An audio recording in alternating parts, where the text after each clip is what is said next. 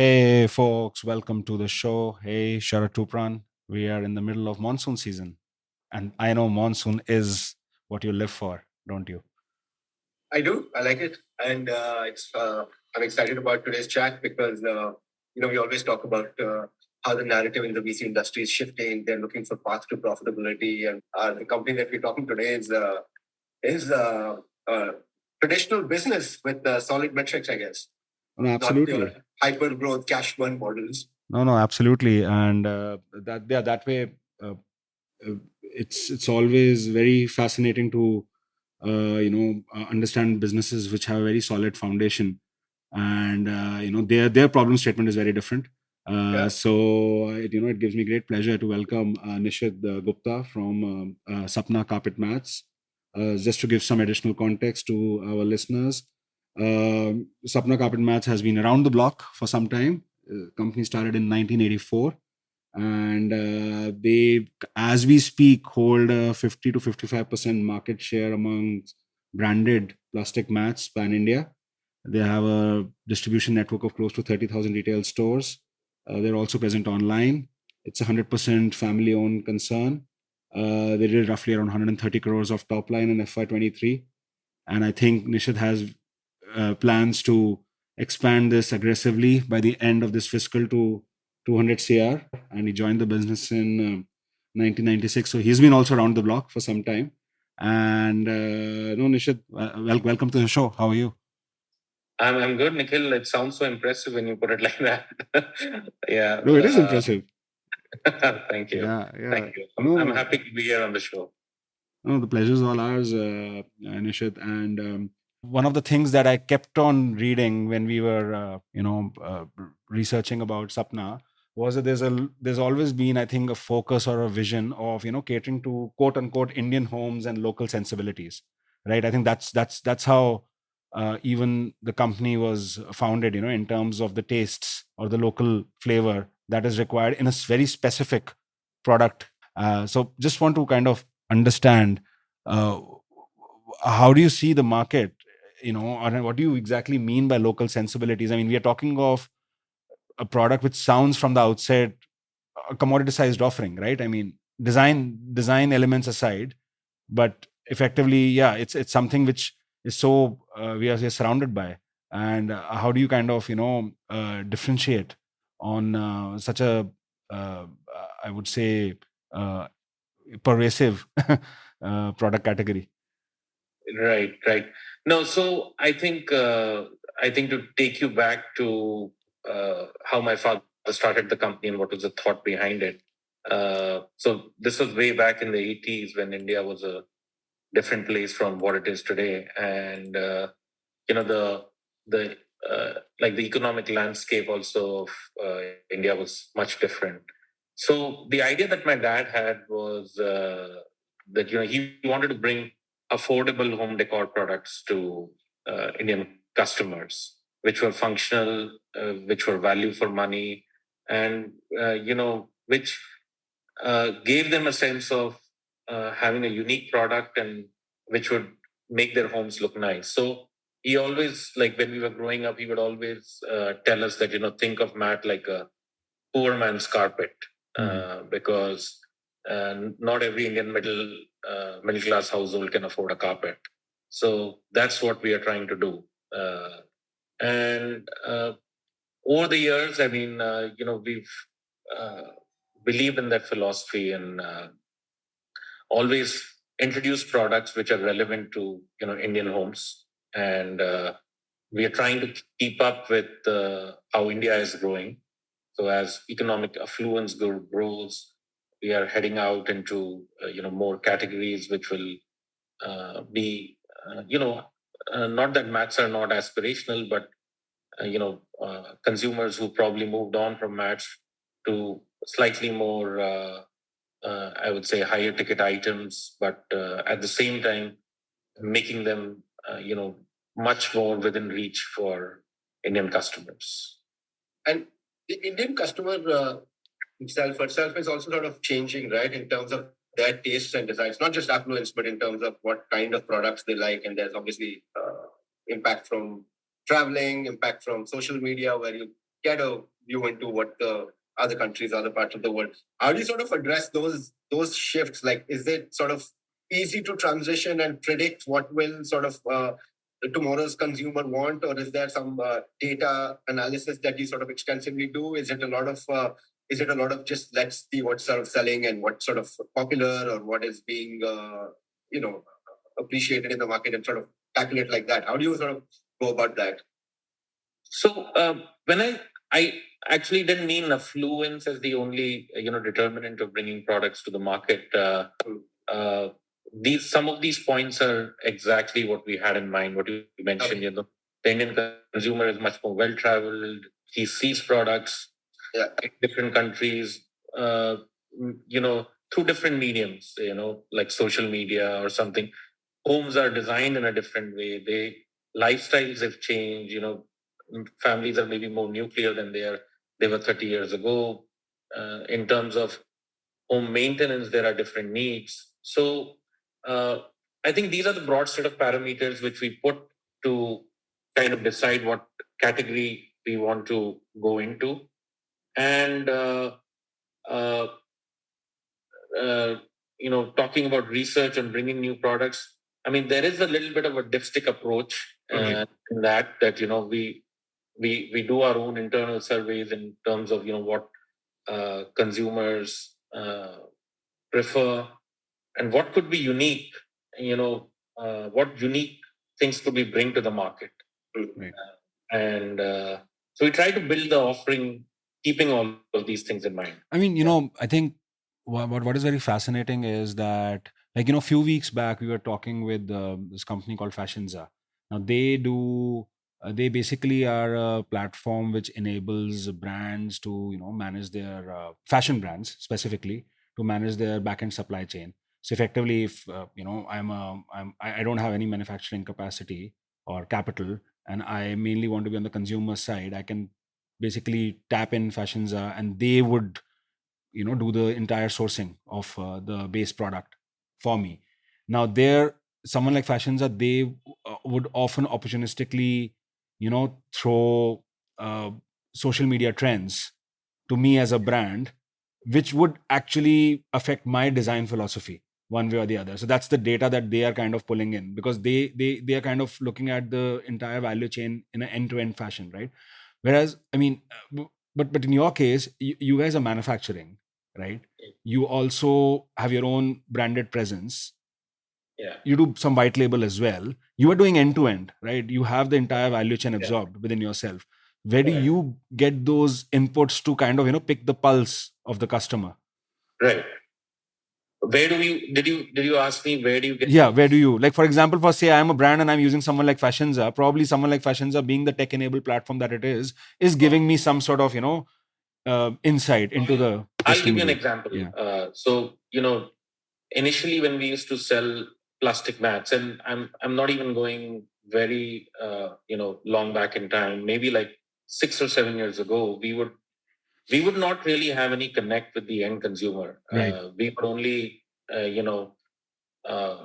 get the feedback through the intermediaries like retailers.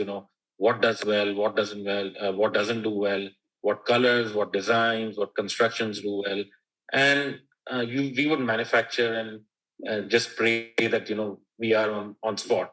About 5-6 years ago, we just out of a desire to be online, we started selling our products online on Amazon, and that's when we started realizing that some of these products that our retailers tell us that consumers prefer this, they actually don't do well for us on Amazon. And here we are actually interacting with end consumers, and other designs or other colors are doing well. And that's when we thought this online medium is a powerful platform for us to at least gauge consumer preferences and tastes, even if the volumes are not that great, but we get an idea of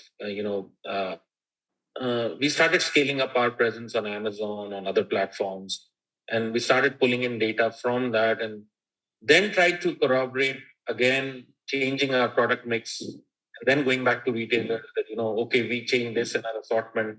Are these selling well for you? And most of the times, the data would actually coincide.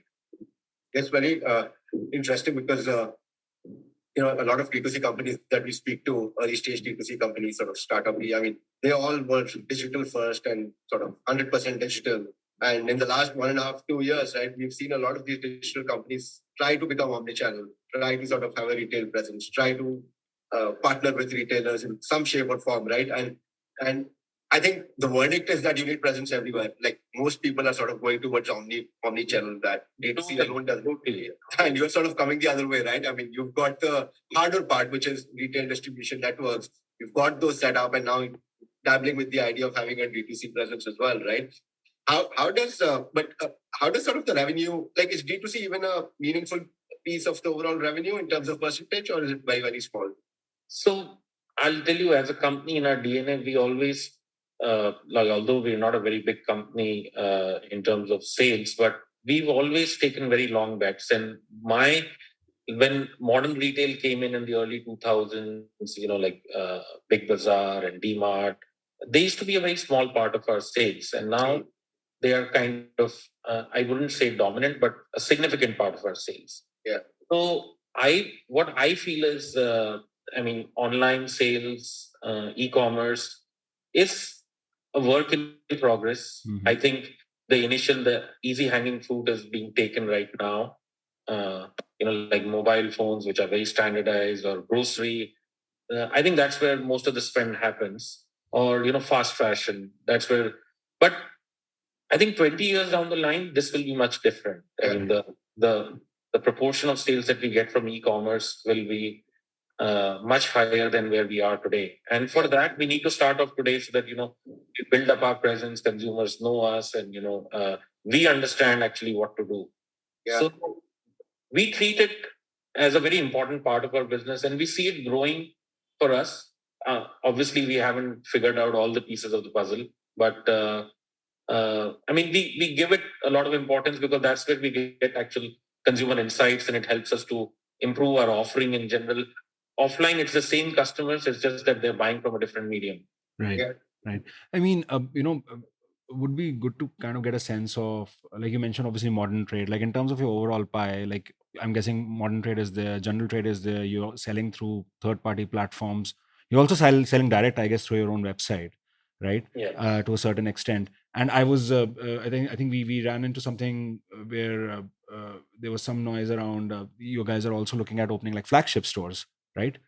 So I mean, is the long term game here is to kind of have end user visibility, so hence your own platform and your own flagship stores are something that you want to focus on more and more and more over time, or you want to kind of have a more channel driven approach at the end of the day, I think, or it's everything. I totally buy into the everything Okay. model.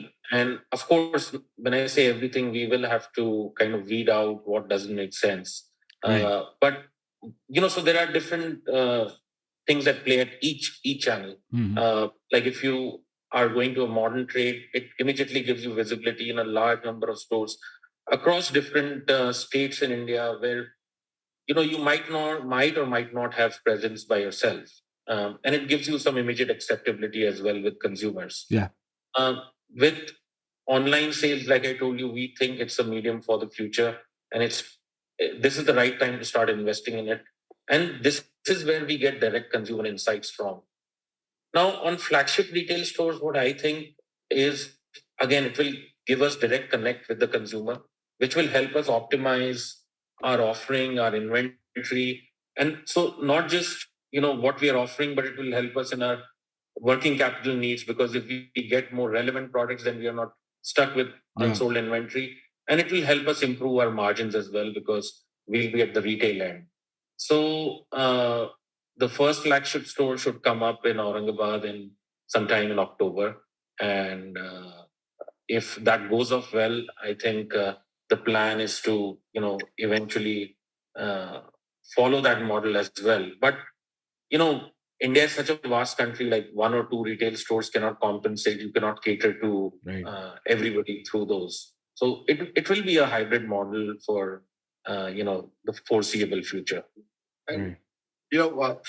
once you have a direct relationship with increasingly better presence with directly with the consumers, is there a potential sort of designing or an advisory layer of business that can be built around home decor? Obviously, sort of advise people on what carpet goes well, or sort of even help them furnish an apartment when it comes to rugs and carpets and mats. Is that something that you guys think about?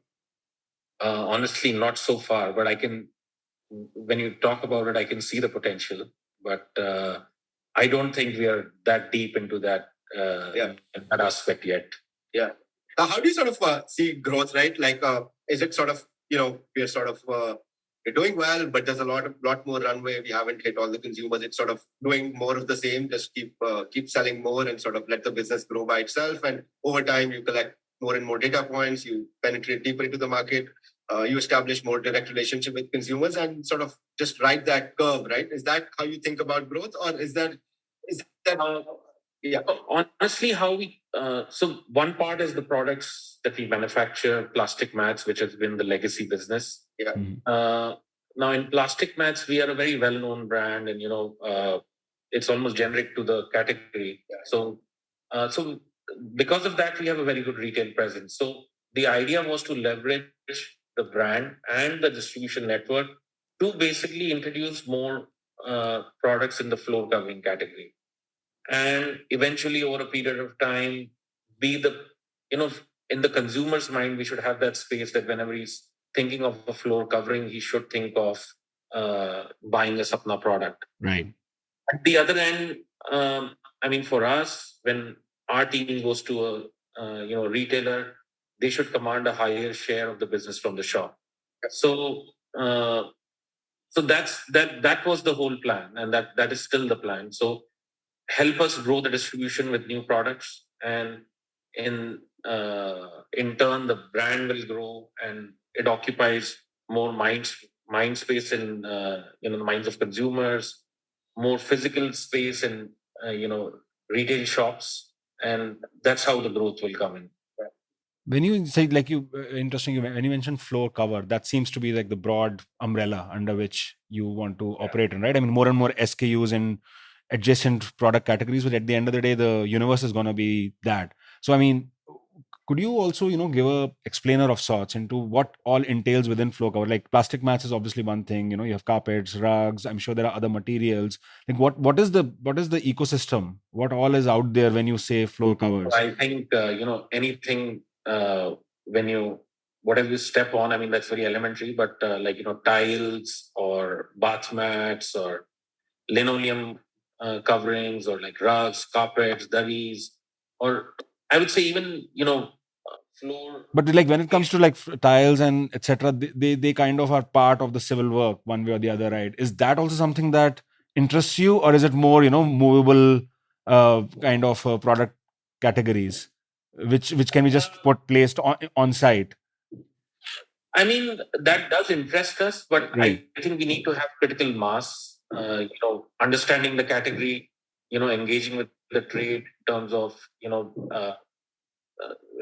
where we would fit in better. Because if you talk about, say, tiles, we talk about any product, there are already entrenched players, but we have some complementary strengths that we can bring to certain categories. Right. So I think what we're trying to do is pick up the ones where we are stronger and first build up presence, then scale in that, and then move on to the next one. Right. There's, Nishith, like there's a China 2.0 narrative, right? I mean, India is kind of becoming, or at least the popular mainstream view is that when it comes to manufacturing, the spotlight is on India, and there are lots of countries which have realized that there is an inherent, like what was seen in the service industry probably 15-20 years ago is now being seen on the manufacturing end. And you obviously are also an exporter, right? There are certain product categories, and one was also seeing that how you differentiate in terms of the configuration or specs of the product itself when you are shipping it to the US or Egypt or whatnot. Do you see exports also as a larger and larger part of the game for you, or you think that effectively the domestic market itself is so underpenetrated, and there is so much more leeway or room there to grow. That's going to be your short to medium term priority. So I think I'll come to the China 2.0 that you mentioned. I think personally, I believe it's more hype than reality. Right. Because I mean, manufacturing doesn't come overnight. Yeah. You need to have the whole ecosystem in place for companies to come in. Mhm. So, while there's been a lot of China bashing after COVID, and so everybody talks about, but most companies still retain big presence in China. Yeah. And the reason I think it's the shift is happening, but it's very gradual, and it's going to be a long time before any meaningful manufacturing actually moves out of China, because regulations, infrastructure, all of these things need to fall into place. So it's, Mhm. I mean, personally, my view is it's fashionable to talk about China plus one, but in reality, I think it's some time away. Coming back to your second question, exports, yes, I think they are going to be a big part of our story. And one of the reasons we actually ventured into the new products is because we have customers in several countries, and we thought if we get into newer categories, this is something that we can offer them as well. And I mean, there are still a lot of countries where we are not represented at all. Right. So there is definitely a lot of room, and I mean, India is a continent by itself. There is a lot of room to grow here as well. So I mean, it's what not either or. I think it's both. I think. what I meant on the export angle was that, is there some competitive edge that you see that a player like Sapana can bring to the table when it comes to, be it and on the China 2.0 narrative, I understand like what happens often is that one really overestimates what can be achieved in a year, but underestimates what can be achieved over a decade. But there's obviously, I mean, there is one, there are two lenses to the narrative, right? That how importers are refraining to do business with China. That I think I totally agree with you. There's a lot of lip service to that idea, but I don't think it kind of percolates all the way to the bottom line. But there's an entire but the second lens with which one sees the China 2.0 narrative is that there's a fair amount of infra investment which has happened in India, right? Which often may percolate into like lower shipping costs, lower cost of doing business in general. So yeah, I mean, I do agree with you that this is something probably one won't be able to see immediately. Honestly, Nikhil, I mean, I see a lot of traction happening in like new age businesses, service businesses, Right. but for Manufacturing is different, right? the landscape hasn't really dramatically changed in terms of, and I think a big part of that is labor laws, Interesting. and Right. so I think until you really bring in some big bang reforms, I mean, you won't really get large scale manufacturing. So what I have always felt is, as Indians, we tend to overpat ourselves on things that will happen in the future, might or might not happen in the future, and we don't really pat ourselves for the things that we've done. So manufacturing is one area where we have always had a lot of potential, a lot of promise, but we've never really delivered on that. But do you see that all across? Like, I mean, in manufacturing, for example, like the three key elements often people say is land, labor, and capital, right? When it comes to manufacturing. So, I mean, labor, you obviously you gave a perspective. What about things like, access to credit? Do you see things No, I think different? access to credit has dramatically improved over the last 15 years. But that's exactly what I was trying to say. Like, the capital, if you hear of all big deals happening in, say, VC space or investments coming in, it's all in, software or new age or fintech or, You're not seeing those flows in manufacturing. Like, you're not seeing the banking sector open up to manufacturers. When have you heard of like a $5 billion factory being set up? It's, or like, even if it's been announced, it takes, like, I remember in the 90s, I heard of this Korean company called POSCO, like big steel company. They had invested in Odisha, and that plant still hasn't come up. So, I mean, manufacturing, I think we have a long way to go. Got it.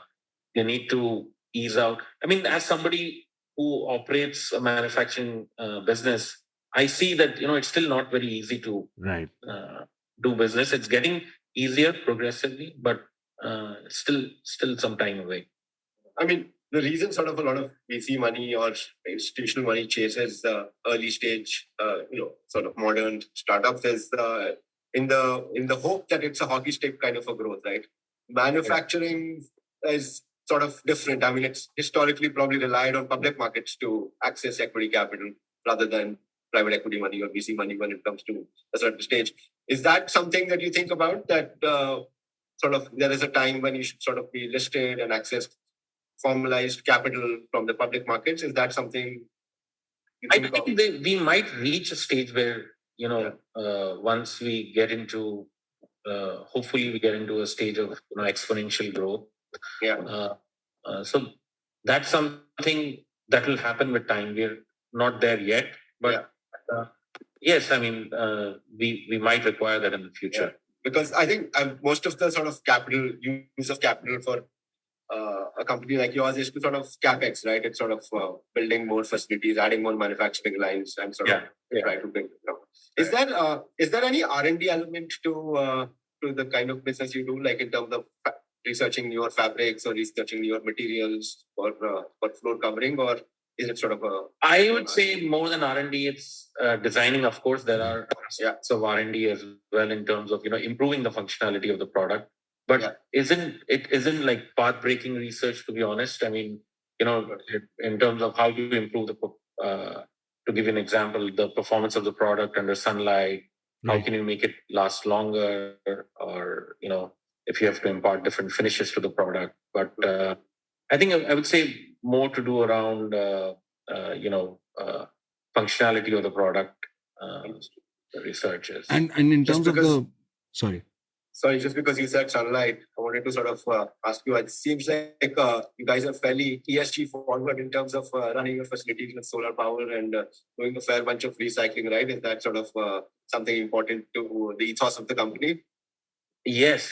I mean, it's always been. I mean, even before it was fashionable. I mean, so we actually generate zero waste in our facility. Everything that is manufactured and the scrap that comes out of it is recycled.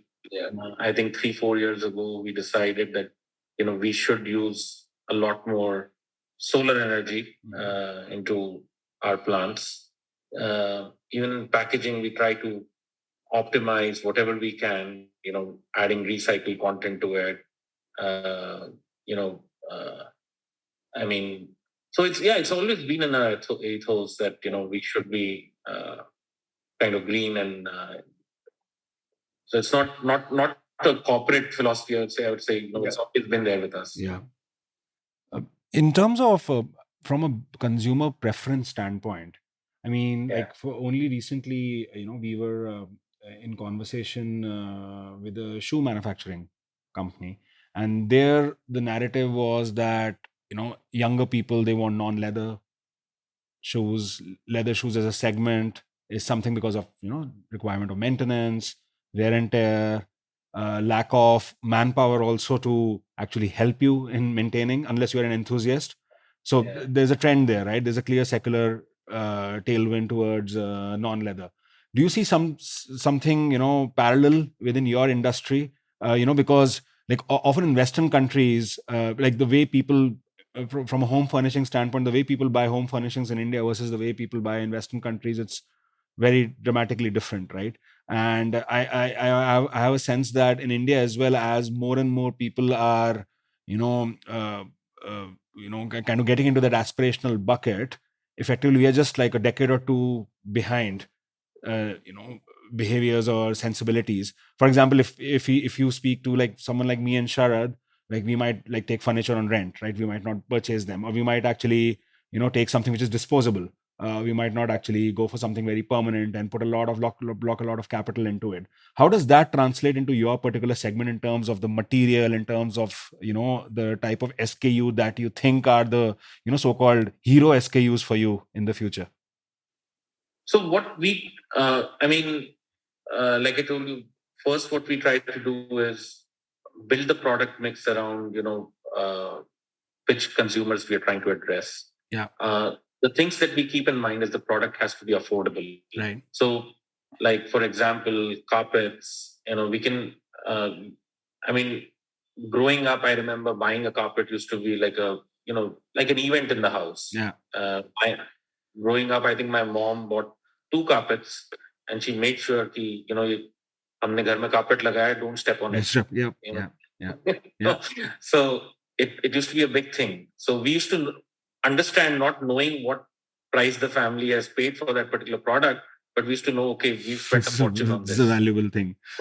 Yeah, on a valuable thing. So one had to take care of it and feel a sense of pride.